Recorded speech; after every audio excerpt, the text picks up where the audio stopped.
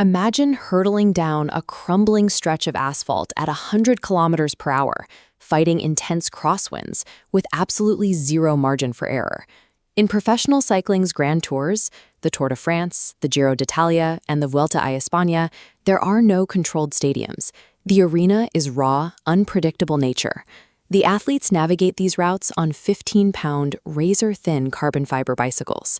But the mountain passes themselves were originally blasted out of the rock to transport pack mules and heavy military machinery. To conquer a mountain stage, a rider has to survive two entirely different, equally lethal environments in a single afternoon. You have to climb it, and then you have to descend it. Success in the high mountains is a balance of two distinct disciplines: the physiological endurance required to survive the ascent and the mechanical precision needed to navigate the abyss. The agony begins in slow motion on the way up. Take France's Mont Ventoux, known as the Giant of Provence, a steep, completely exposed climb through a barren, moon-like landscape. This anatomical model shows exactly what happens to a cyclist during a prolonged, extreme climb. As the core body temperature rises and the thin altitude limits oxygen intake, the heart is forced to pump harder just to keep the brain and muscles functioning. In 1967, British cycling star Tom Simpson arrived at the Tour de France wearing the world champion stripes, determined to secure a top finish. During stage 13 on Mont Ventoux, the ambient heat was baking the exposed rock. Simpson was suffering from a severe stomach illness, and an autopsy later revealed he had consumed a diuretic mix of alcohol and amphetamines. A mile from the summit, his body simply shut down. He fell, was helped back onto his bike, rode a few more yards, and collapsed. He died of heart failure on the side of the road. Today, a stone memorial sits on that exact spot, surrounded by water bottles left by passing cyclists as a permanent warning of the mountain's power. The ascent is a silent, creeping killer.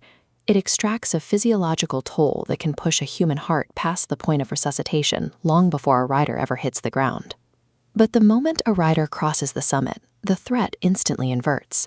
The physical exhaustion is immediately replaced by the raw, unforgiving pull of gravity. On the way down, riders regularly hit speeds over 100 kilometers per hour. They are navigating stacked, blind switchbacks with nothing to protect them but a thin layer of lycra and a foam helmet.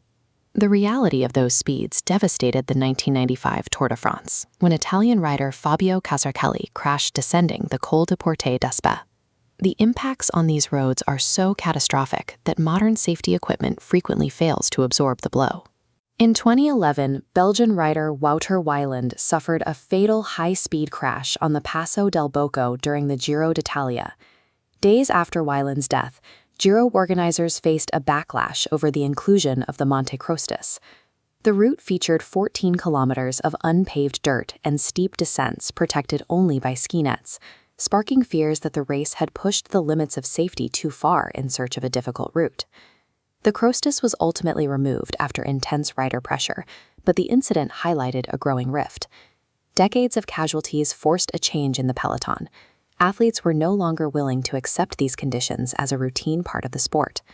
Professional cyclists began to treat safety as a non-negotiable labor right, rather than an occupational hazard.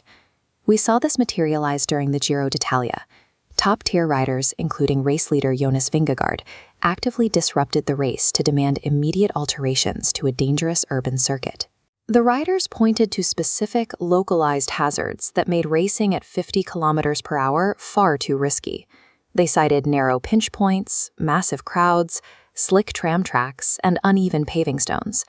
By organizing on the road and halting the broadcast, the athletes established a clear boundary.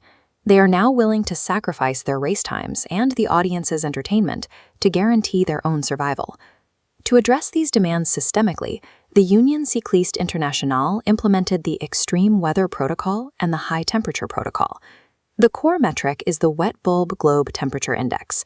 It calculates total heat stress by combining temperature, humidity, wind, and solar radiation. When it crosses 28 degrees into the red zone, directors must neutralize, reroute, or cancel the stage. The protocol also mandates these same interventions at the other extreme of the thermometer, protecting riders from freezing rain, high winds, and heavy snow accumulation. These brutal mountain passes will always remain the mythic soul of professional cycling. But by establishing a strict scientific line between spectacle and suicide, the sport is finally ensuring its legends survive the ride.